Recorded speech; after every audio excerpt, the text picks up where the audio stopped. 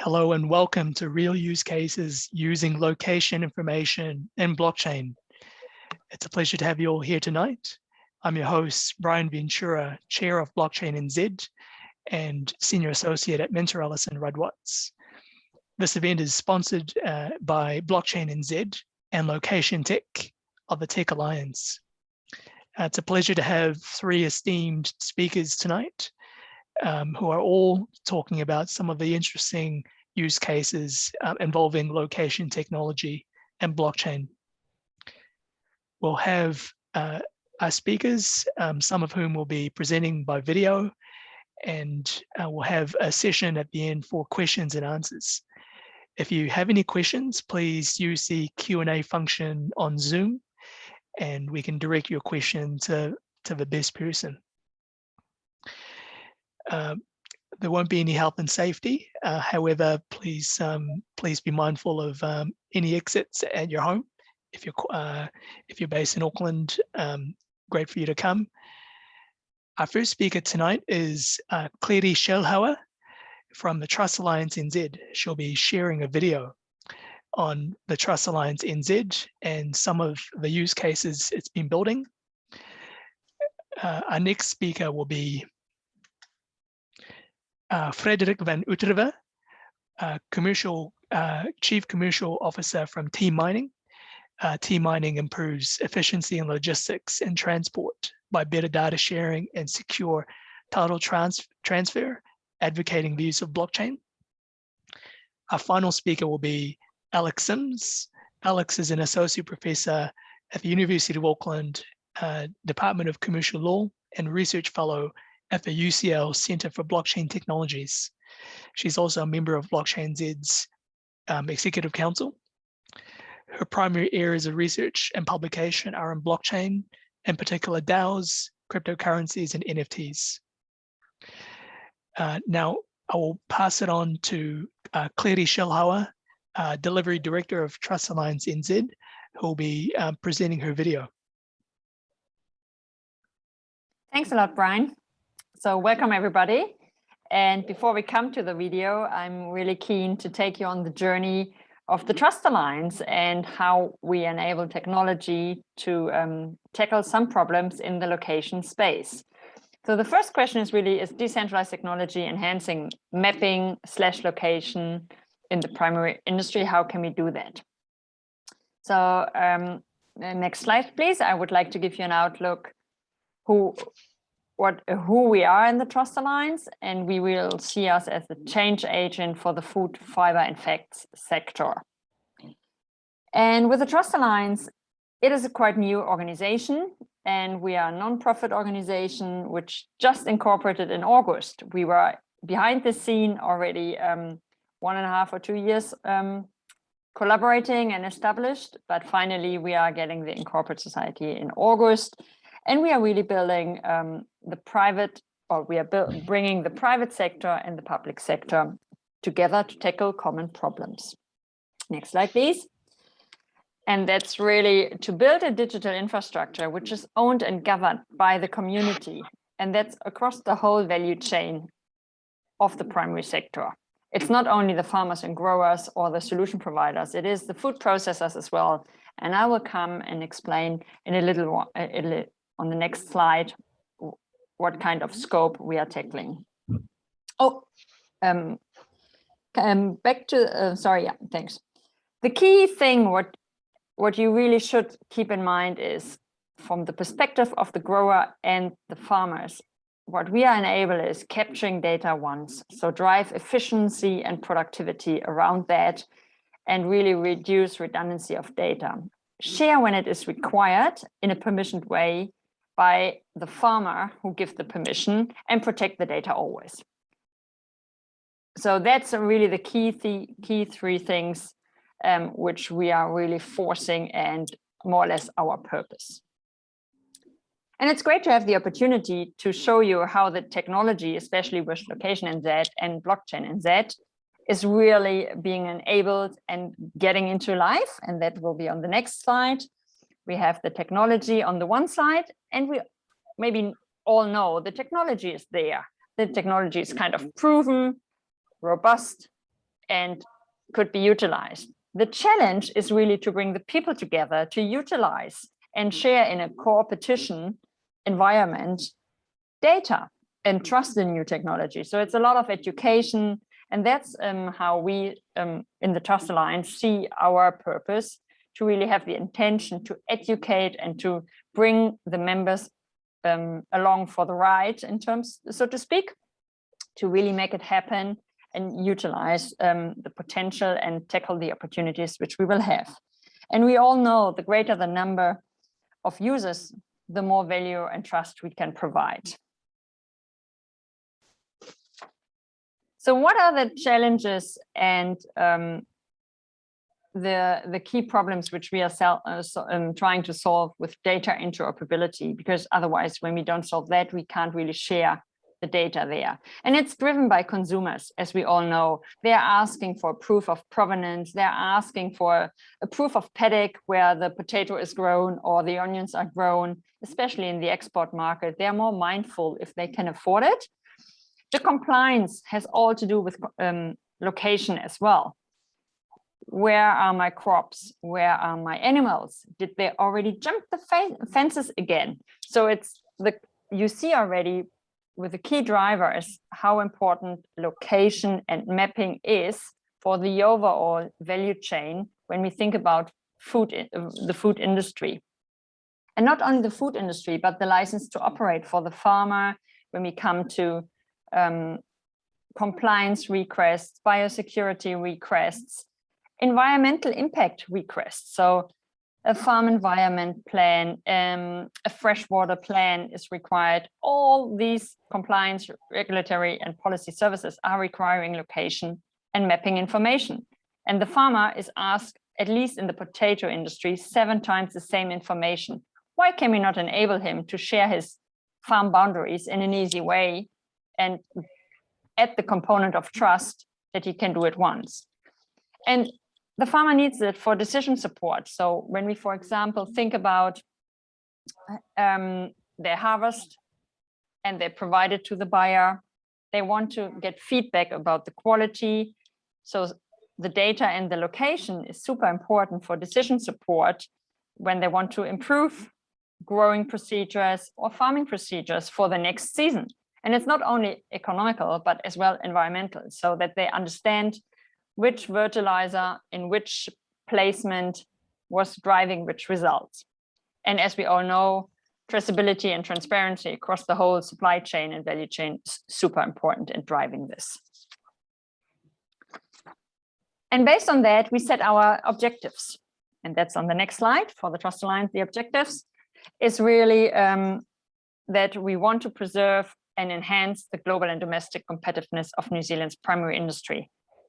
And we realize and want to address mindful and ethical consumers and provide the right information on behalf of the farmer and grower or on behalf of the consumer. And there's ESGs are important there, and the sustainable goals, and COP26 definitely has impact there as well, or has influence. And to give you an outlook of who are our members right now, it's on the next slide. Oh, no, we go. Okay, sorry for that. We go first in the one. Yeah, thanks. Our overall goals is really to increase profitability for the farmers, enable them to engage and communicate to their consumers, and really mitigating the risk on the biosecurity and environmental impact, and increase the transparency across the value chain. And we do that all without holding any data, of course, because we are only the enabler and the facilitator for that. Next slide, please. To give you an outlook of the community, and you see Eagle Technologies here is one of our member who are driving is exactly what I just said, the mapping and the farm boundaries and all the requirements on the policies for the farmers. But as well, FarmIQ, for example, needs the data, or LIC needs a location and mapping data as well. And we have the councils, we have On-Site, Norwood, just to give you an idea who is in the room and who are driving the work streams together with us. And to give you an outlook on how and why we set up the Trust Alliance is really, we discovered the journey of the potato. So we mapped the digital flow and the physical flow of a seed potato as an exemplar use case, which we will see on the next slide, through all the different steps. So we have the seed production, and we see already, again, we have location. The paddock proof of location is required to get biosecurity and get the license to operate. In the next step, it's a proof of identity. Who is the farm and where is my farm? The third one is production and food safety. Where's my production facility? Again, location. Export, again, location. Where are my goods? Especially when we want to track and prove an event that on a bill of lading or already received the goods in a certain quality that, for example, a bank can already release some cash and improve cash flow for the farmers and growers. In that case, how do we do that? The levy collection, that's maybe a very niche application here. I will jump over that because that's really for the industry bodies to prove that they collect the levy. And then, of course, we have the consumer who wants to know all of this data, and the brand owners in, for example, Silverfern Farms or Ensco want to prove the authenticity and the provenance of their goods, especially when we think about the export market. How do we do that? That we mitigating risk of tampering or having fake grass-fed New Zealand beef. That will be addressed in different application. And based on this work, which we did together with MPI, we have discovered on the next slide at least 10 different applications. And you see already all the ones who are marked yellow are definitely requiring some location or mapping information. And that's really interesting. So we said, okay, where do we start with all of this? Because food safety, logistic and export, trade finance, product provenance, biosecurity, and we were condensing it into 3 critical pillars. And these 3 pillars is on the next slide, it's identity. We have to identify who is taking or who is sharing data with whom on the person, but as well on an IoT device, on a tractor, on a fence, on an animal. So the digital identity here is super important and key. The second, which is the hard piece, is location, paddocks and proof of placement and where locations of where is to produce. And the third is critical control points, temperature checks, food safety one, compliance, showing and proving evidence of carbon emission. All these kind of applications are we combined in the third pillar. And then based on that, we have identified 5 work streams, which I would like to give you a little bit more input to, or an overview. It's the digital identity, which is together with the DIA as the decentralized identifier, and then being able with verifiable credentials to share the data. That's the foundation and the prerequisite, and we will launch next week our SDKs for that, and that will be open source. So you all can jump on and make use of them and test them and give us feedback.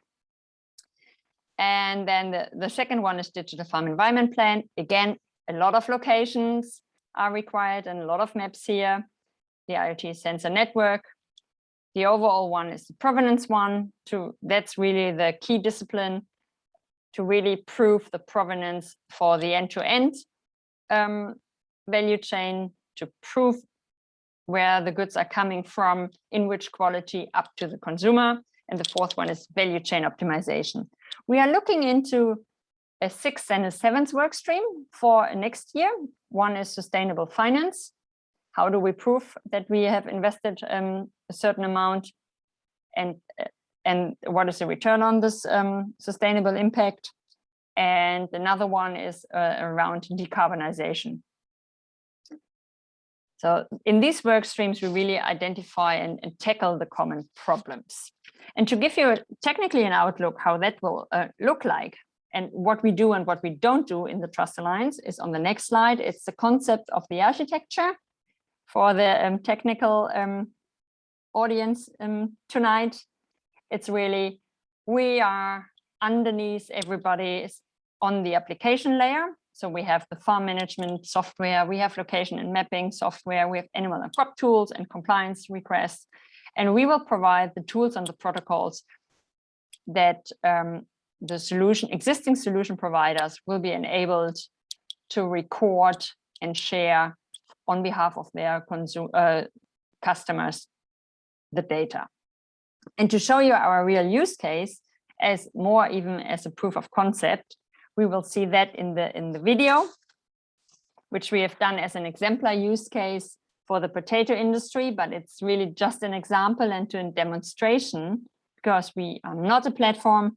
We enable the industry with tools and protocols that they can share the data in the right and trustworthy and immutable way on behalf of their consumers.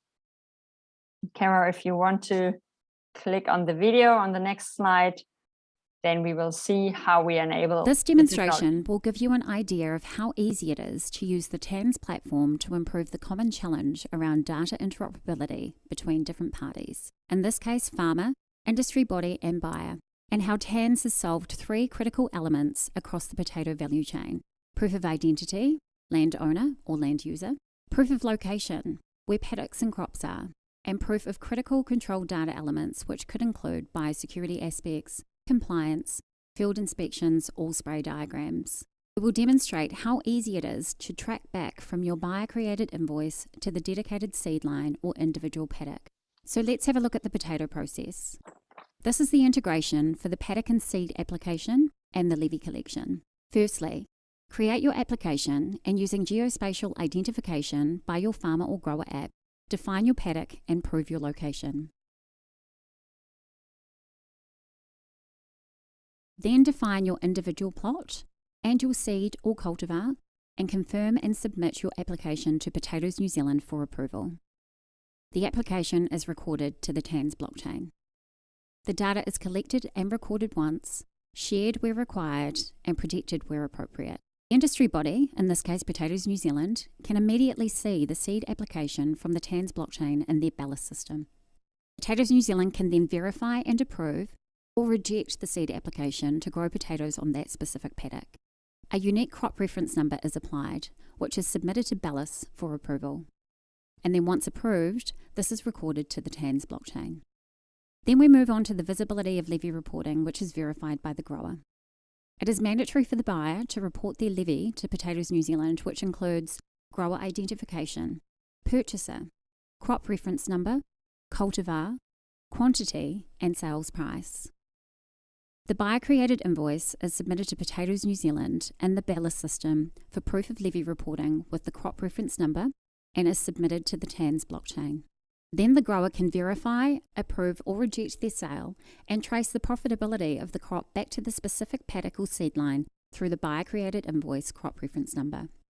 They can then have real-time 100% accuracy on the seed performance of their potatoes, which is great for tracking crop performance, yield rates, and defect rates. There is also validation of the levy paid by providing the buyer-created invoice directly into the Ballast system. This is one example TANS has done together with Potatoes New Zealand.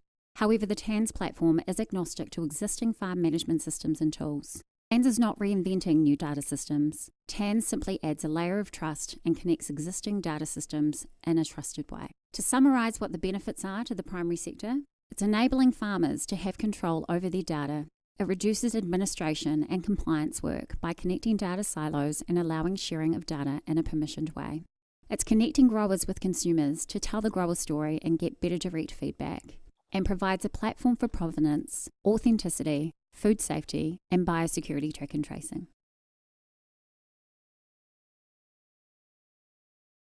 Thank you.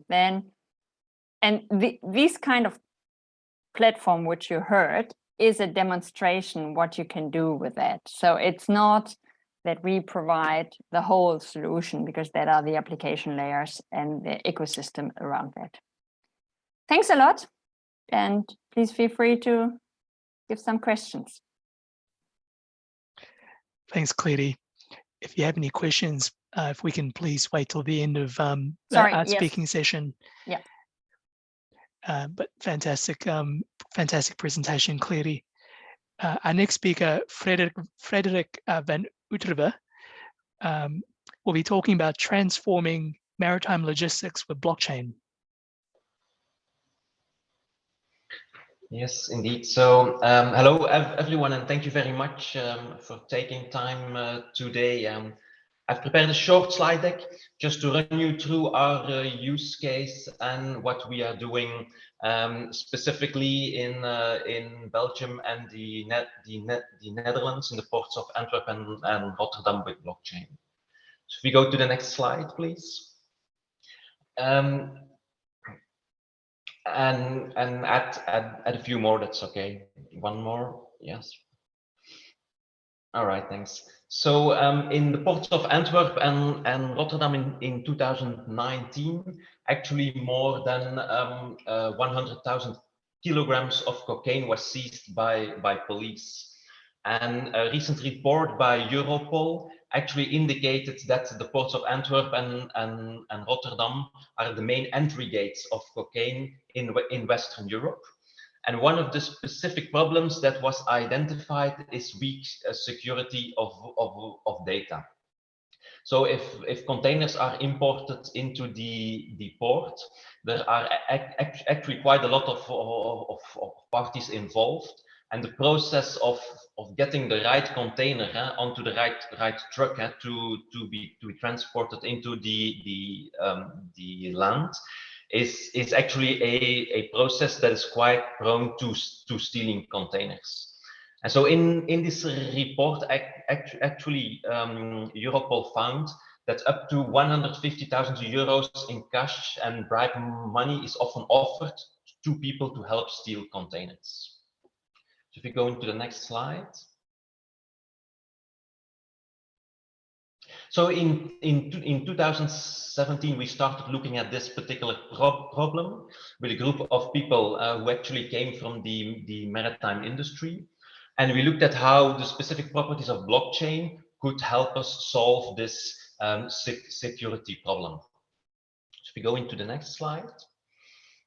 And maybe before I explain how blockchain turned out to be a very specific solution for this problem of import of narcotics in the ports of Antwerp and Rotterdam, let me quickly walk through the current process and then show how blockchain solves some of these problems.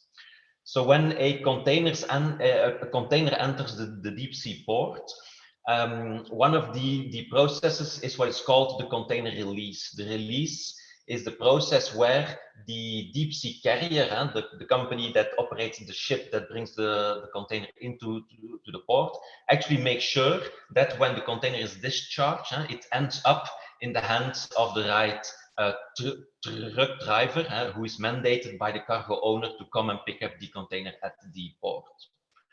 And so what is actually done for this is each container that is discharged from the ship is assigned a unique and supposedly secret PIN code. And that PIN code is a unique identification number that the truck driver can then use to prove that he is the one who can pick up the container.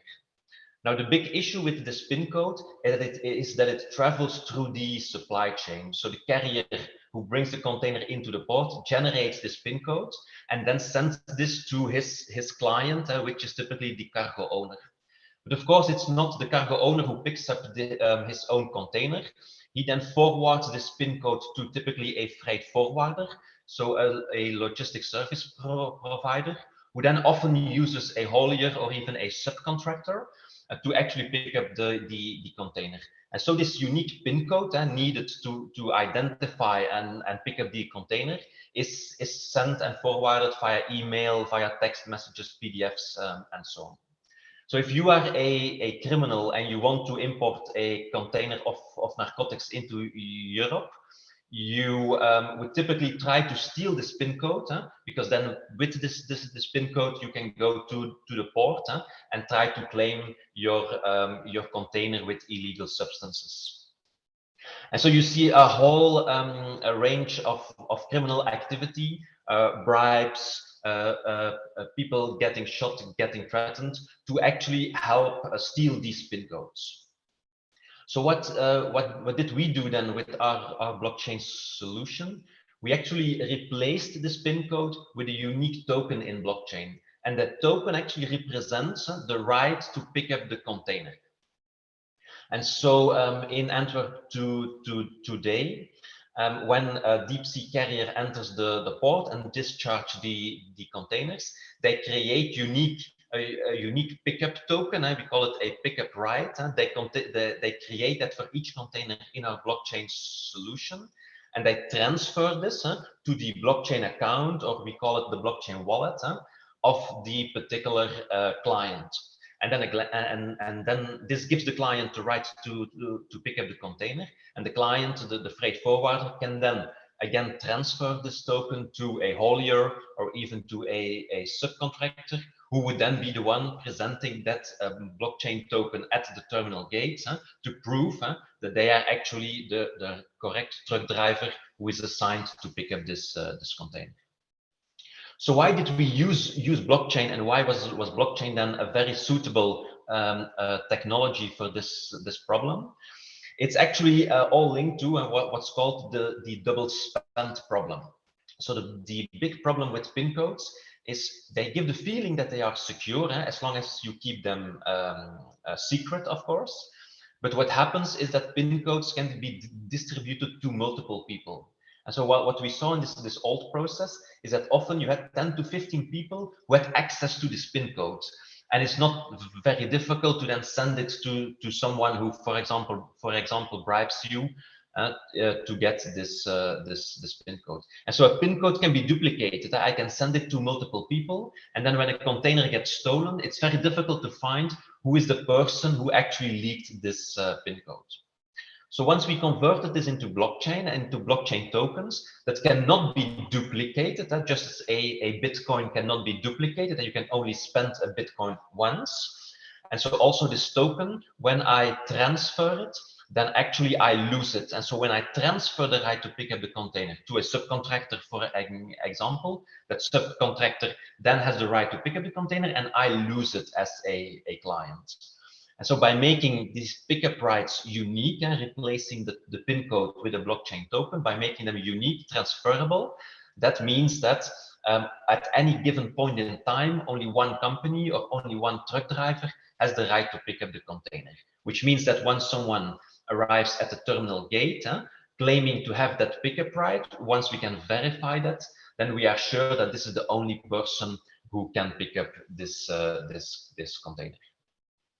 The second reason why we use blockchain actually has a lot to do with trust in this particular industry. The maritime logistics industry is a very fragmented industry. The competition is really high.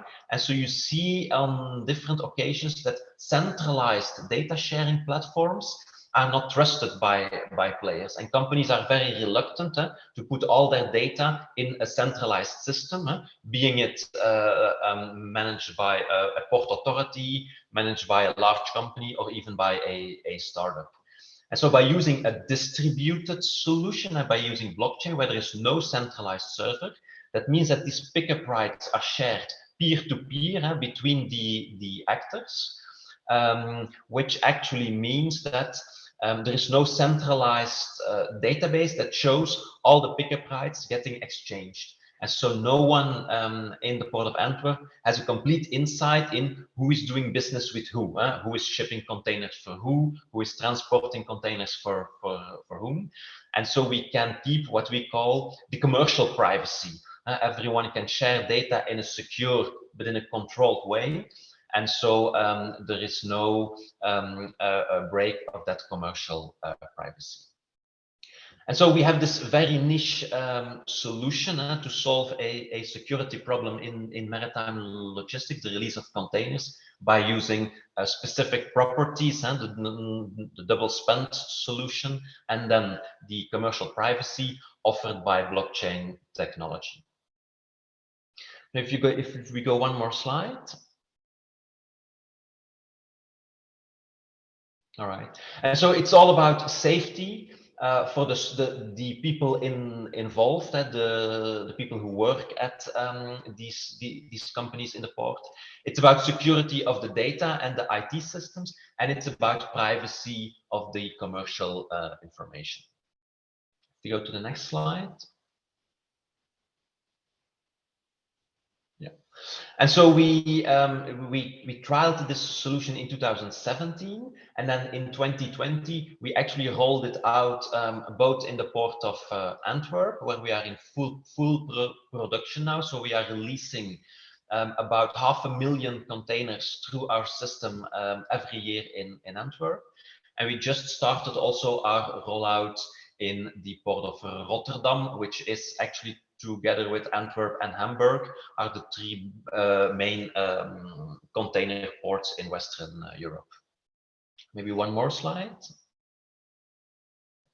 So these are some of the companies that are involved in our solution. So we all connect them, and so every company that receives containers actually gets an account on our blockchain system, which they can then access through a web interface and an API, and then actually receive these pickup rights, transfer them to their subcontractors, and in that way make sure that there are no PIN codes in their own IT systems, that their staff also don't have access to PIN codes, which then protects them from the typical problems that they have with criminal gangs trying to bribe them and push them into helping to steal these PIN codes.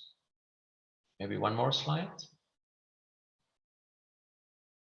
All right, and so that's part of our mission, actually, to improve efficiency and security in maritime supply chains by leveraging the specific properties of blockchain and actually other decentralized technologies.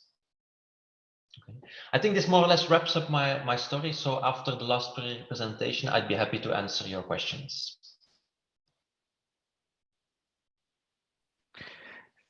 Thanks, Frederick. That's really insightful, and looking forward to some questions for you to answer later on today. Our last speaker is Alex Sims. She'll be talking about location information and digital government.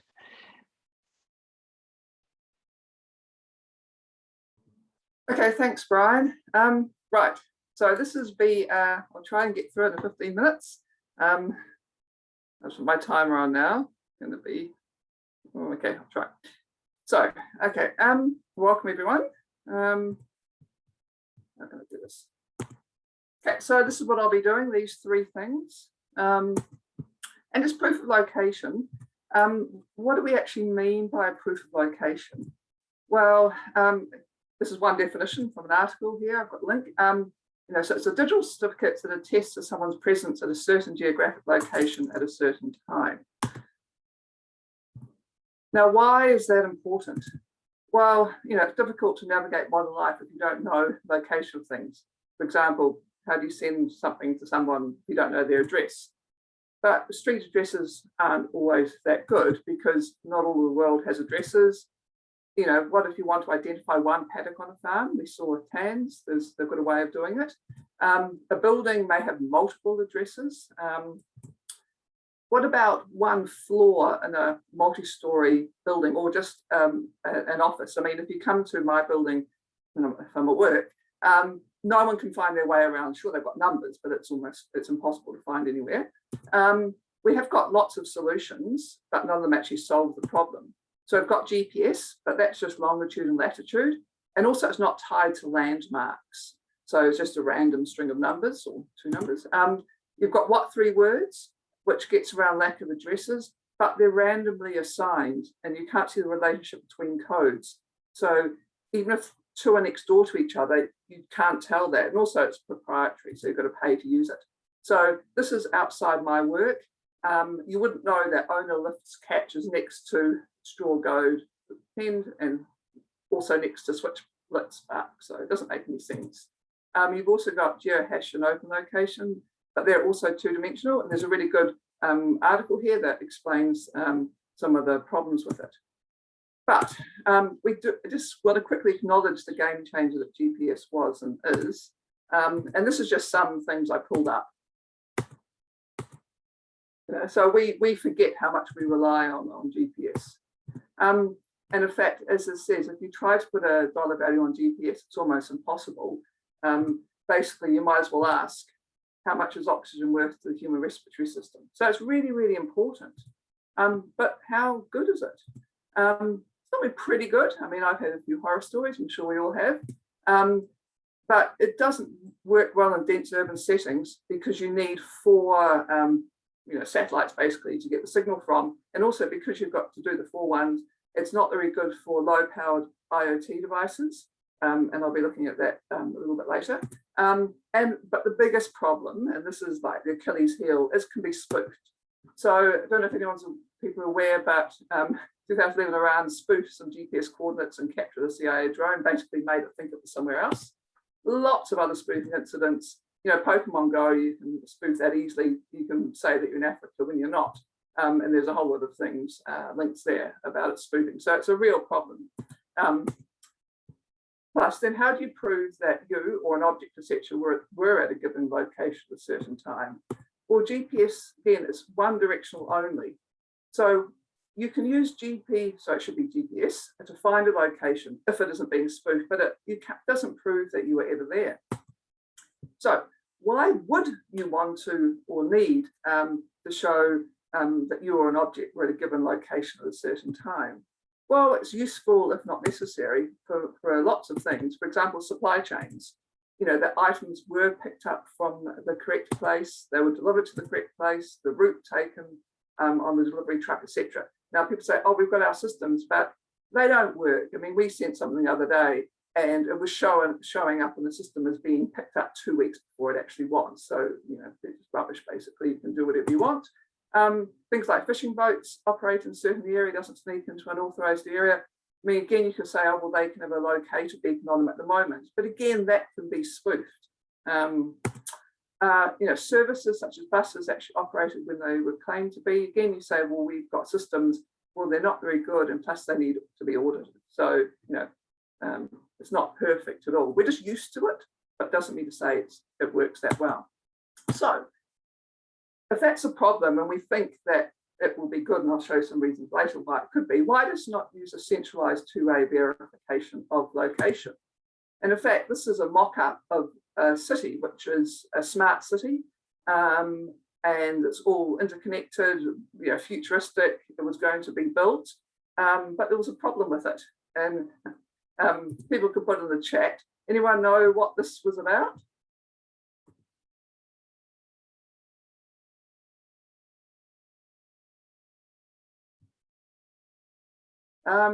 No? Okay. So can everyone see my slides? Yes. Yeah, okay. Anyone know where this was potentially going to be?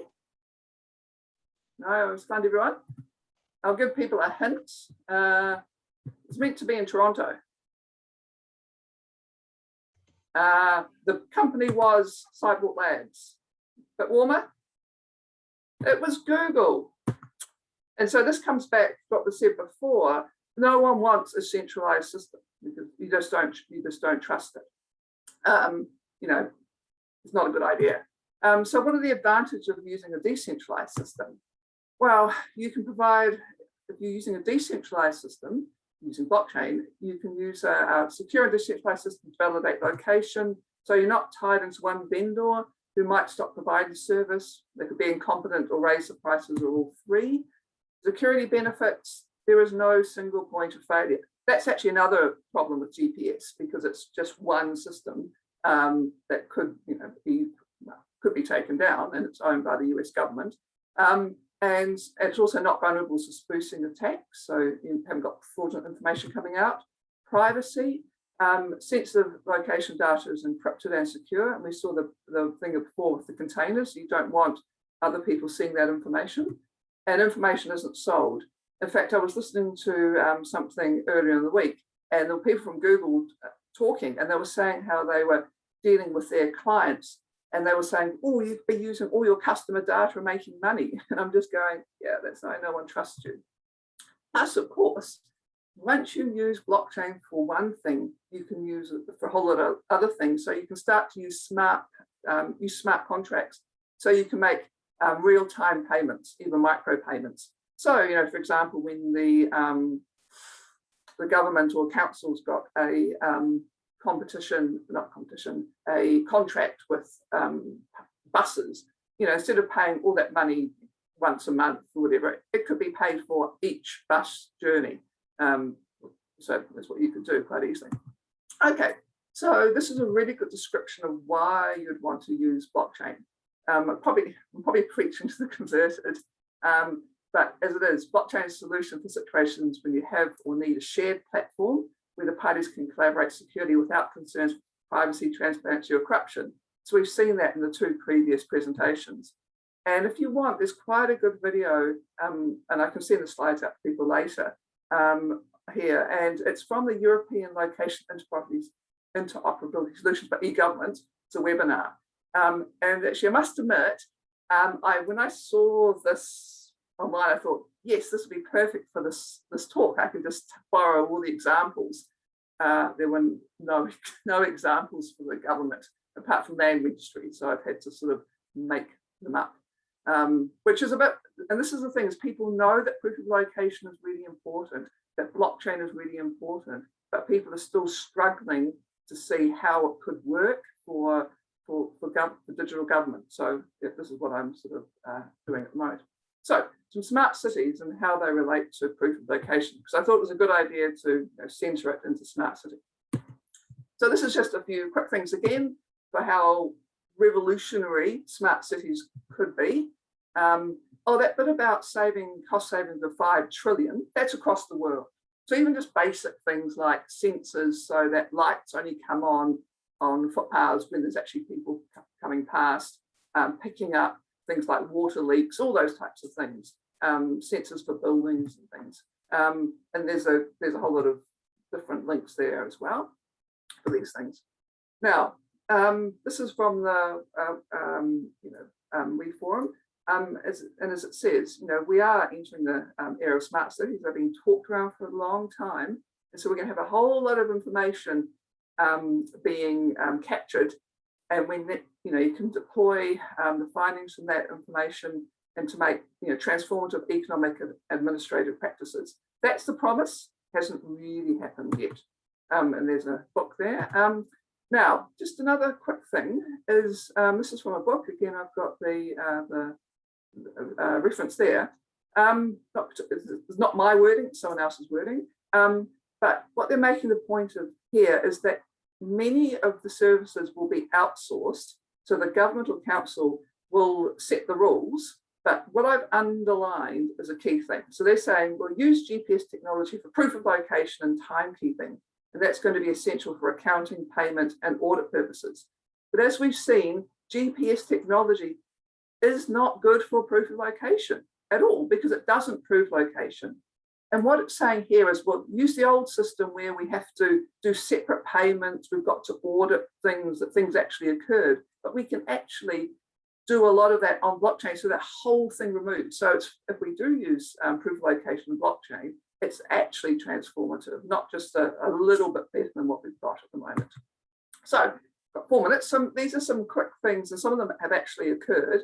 How we can use proof of location inside smart cities. Well, we could do automated payments, for example. So, say tolls for vehicles on roads, which would be dynamic and not just in one place. So, not like up north. They could be moved anywhere in the city. And done that, you can flash up saying you're about to enter a thing, be warned and it's paid. Also, the other thing is, of course, we don't actually want people driving. We want to pay people, for example, to commute to work on bike or walk. And again, you know, yes, I'm in this location because you've got your phone, it can be proved, and you have the payment coming in, that could be payment coming from vehicles.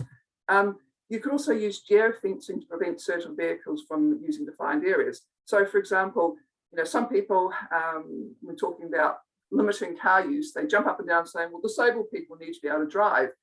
Well, yes, they do. So we can actually do it so that only disabled people can get into certain areas, or only tradespeople can. And I know some people say we've got geofencing at the moment, but again, that can be hacked. So when I typed in geofencing hack into Google, the whole first page was all about people hacking for drones. Okay, so you can very easily hack geofencing for drones, so you could do the same thing with cars. Also, of course, it's going to be really, really important with geofencing when we have when we do have autonomous vehicles, because there's a really dangerous period when you've got both autonomous and conventional vehicles used, and you actually want to limit where conventional vehicles are being used. For example, not in the centre of cities, for example. Voting. Now, of course, everyone's talking about blockchain for voting, but they haven't actually used it because they're worried. Well, what you could do is you could actually say, right, you can only vote if you're basically sitting in the centre of your apartment or your house, and you can do that quite easily. Or you might say, well, what happens if someone's away? Well, what you can do is have a token or an NFT that you place inside someone's house. So the person's got to pick it up and they have it on their phone. So therefore, when there's someone out where else, they can vote, and you know that it's only them that have done that. You can, and the next two examples are actually actual use cases from South Korea. So what you can do, and what's being done, is using IoT devices to monitor old or potentially dangerous buildings. So, you know, you can put them there if the building starts to move at all, that's going to be picked up before it's visible.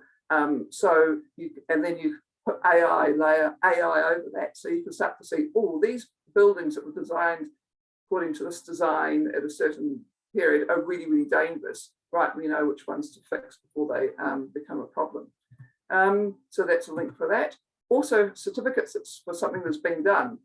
So, for example, vaccination certificates that can prove a person was at a vaccination centre. Also, the other thing is you say, yes, we've got that, haven't we? Well, some of us did.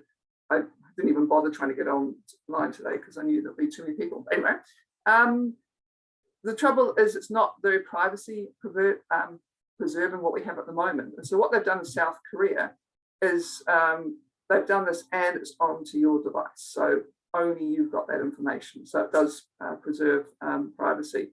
And also you can't have someone, if you're using proof of location, someone that works in that centre then can't, you know, put down that they've done a, what do you call it, you know, vaccinated someone who wasn't there. Now, of course, it doesn't stop everything, because there's been reports of people online where they go in somewhere and the doctor, you know, pretends to give them one. So it's not going to prevent everything, but it's a lot better than what we've currently got.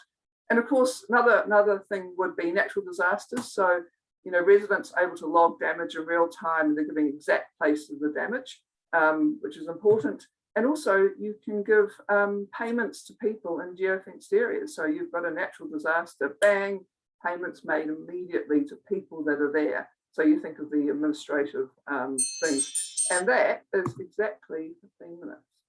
Sorry, I went quite fast. Thanks, Alex.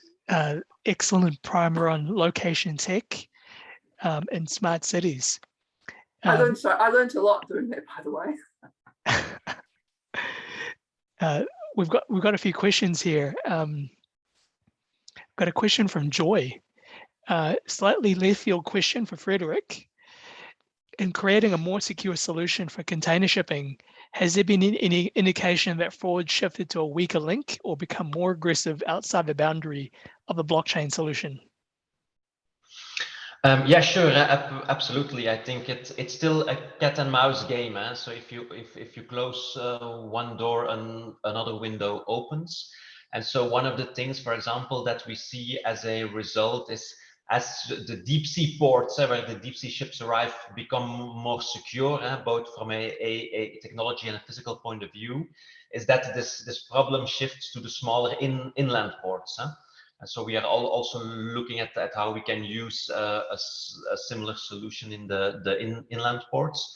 But I had an article recently about the criminal activity in the ports of Antwerp and Rotterdam, and they said that actually these criminals are the biggest logistics experts, and they're the experts at finding the weak links in the system, which can be technology, but which are often also the humans involved, of course. Another question from Joy for Alex. Don't we risk collecting a whole heap of location data when only 5% or less is actually useful? Okay, with that question, this is not, with location data, it's an attestation. So you're not, it's when you want it to be done. So it's not the whole time. So it would be an opt-in. But also, and this comes to the second point as well, second question from Joy M, is that information is being collected by devices at the moment, and it's only increasing, especially by big tech. I mean, that was why there was such a backlash against that, the Google cities and Toronto. But the thing is, if you use blockchain, then you can actually have more say over your data, and then you control it and you can give it out to other people. Like the thing in South Korea with vaccine certificates, it's on your phone. Not other people don't have access to that information. And I mean, it always sort of, well, some people are really, really worried about the government having information, and yet they're giving all the information away to the big tech or to the banks with using credit cards and payments. So it's here, it's, surveillance capitalism type of thing. So, but I do think blockchain is actually a way of limiting that information. Another question from Joy. Living in New Zealand with COVID has given us an indication of how a government might respond when it feels it needs to control people and their private data. How do you see regulation evolving as blockchain solutions become more widespread?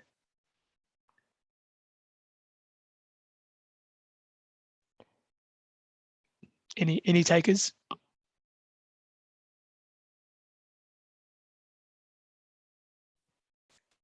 You're on mute, Alex. Sorry. So that was what I was trying to answer before. It's with blockchain, it actually puts the power back in the hands of people, because they will have the information and they're the ones that can choose whether to reveal it or not. Because at the moment, I mean, when you're walking down a street, especially somewhere like London, there are cameras all around. I mean, you think when there's been a crime, they release video footage outside buildings and things, and that is all held by different people. So your data is out there at the moment. And so I actually personally see this as a way of protecting privacy more rather than the other way around.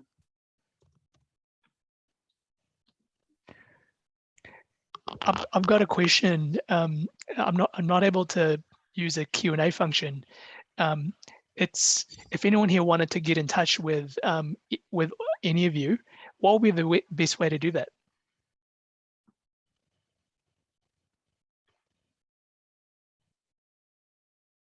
We maybe just share the link of LinkedIn. That's the easiest one.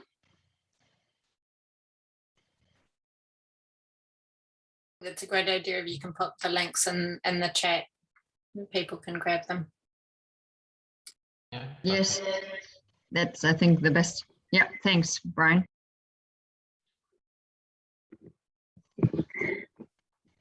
It may be interesting to see what people think about the self-sovereign identity in terms of, we, for example, focus really on enable the farmer to manage his data, and we touched base on that a little bit in Alex's presentation as well. And to be enabled to get control and transparency of your data, is that maybe a topic which we want to elaborate a little bit on?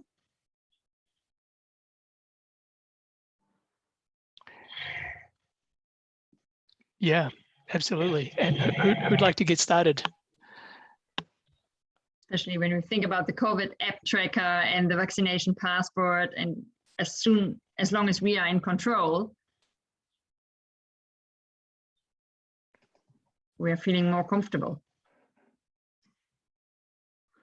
I guess, sorry, Chris, and that's the same, especially the location and the privacy in the primary sector. The farmers are living on their location, right? So you can't really decouple that. But Chris? Oh, I mean, I was reflecting on all three kind of discussions today, and I think that so much of it is tied back to a device. More or less everything you talked about, Alex, is related to a device. If I don't have my device on me, I'm disenfranchised almost immediately, because I can't do the things that the blockchain arguably offers. And I think it's probably the same with you, Frederick, and as well. You need that device to be able to prove your location. So it's almost as though the device becomes the key tool that you need, and if you don't have it, you're in trouble. And I guess, what does that mean for certain sections of society who are disenfranchised because they don't have access to those devices? Don't know. Deep question, perhaps, with 3 minutes to go.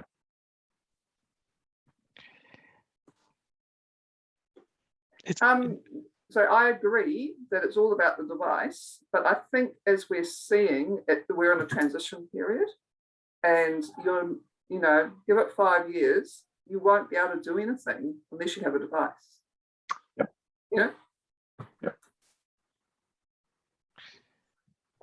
Because change is always hard, but also part of this, and this is why it's a paradigm shift also for that actual proof of location. For the attestation that you were there, actual proof of location, because we're still, that is a paradigm. It is a paradigm shift, and all these things are hard for people to get their heads around. So, yep. It's a brave new world. Well, I thought it was kind of interesting, really. It would be interesting what happens in the future when we think about decentralizing our device in terms of our fingerprint. Is my fingerprint potentially working on another device, which I'm not having with me at the supermarket? Mm-hmm. For proof of location that I enter or not enter, because I don't know, my battery is flat and I forgot my device, which happened. I also think it's interesting in terms of, from a potato perspective, and are you sharing the same location that Alex is sharing, if you understand what I mean? What Alex was talking about, is it the same location? Is there a kind of or are you actually doubling up and there's multiple sources of location stored in blockchain, multiple blockchains storing the same location in kind of different ways. It's it's almost like that universal location source. I can add to that. A lot of the current generation of blockchain technologies are designed to be interoperable, which I think will help adoption and prevent siloing of data. We've reached the end of our event. If you want to reach out to our fantastic speakers, feel free to reach out to them. If you want to join Blockchain NZ or Location Tech, I've added links on the chat for how you can join and some more information. Really great to have you all here tonight. Hope you enjoyed yourselves as much as I did. And thanks again to the presenters for a fantastic night.